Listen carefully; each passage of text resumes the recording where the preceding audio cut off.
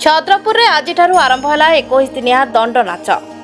गंजाम जिलार एक प्रसिद्ध पर्व दंड यात्रा। यह यात्रा शिव और काली को पूजा कर यात्रा 21 दिन 18 दिन 13 और 11 दिन धरी चली था। यह यात्रा आसंता मेरु संक्रांति में उद्यापित होता है। भूकुता माने मां दंडकाली और शिव को साथी धरी गाँ को गाँ घर को घर बुली मानसिकधारी मान घर सम्मुखें मां को यात्रा करी मानसिकधारी मनस्कामना पूर्ण करिथांती। विश्वास रही मां को पूजा कले समस्त दुख दूर होता है। 21 दिन धरी पाट फुकुता निर्देश अनुसार मां को यात्रा पालन होता है। सकाळ सकाळ मानसिकधारी मान घरे मां को साथी धरी पहुंची मां दंडकाली और शिव को वरण करा जाए।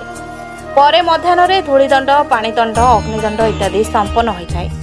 संध्यारे मां को रीतिनीति अनुसार आरती और पूजा अर्चना करने पर अधराति मां को अन्न प्रसाद लगी राति में सांस्कृतिक नृत्य परिवेशन कर। कोरोना महामारी एही परिप्रेक्षी में सोमवार छत्रपुर सहर आखपाख अंचल थिबा विभिन्न दंडकाली मंदिर में मां को यात्रार शुभारंभ होइछि। छत्रपुर ब्लॉक लंडाबाउंस कुमार बेगपल्ली विपुलिंगी प्रभृति अंचल थिबा पारंपरिक दंडयात्रार शुभारंभ होइछि। प्रत्युषे 13 भूकुता माने ग्रामर पोखरी को जाई स्नानादि कर्म सारिबा परे सूर्य पूजा और द्वारपाल पूजा सारी ग्राम परिक्रमा करबा परे दंडकाली मंदिर को फेरिथिले।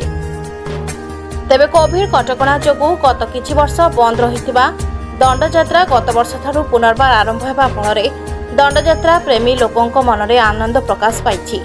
दंडयात्रा परे सांस्कृतिक कार्यक्रम समेत विभिन्न नृत्य प्रदर्शन करा जायଥାଏ। मानसिक दंडयात्रा ପାଇଁ जोरदार प्रस्तुति चली।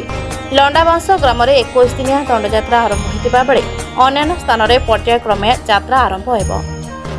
Chhatrapur Sapan Kumar Nahak report now Odisha.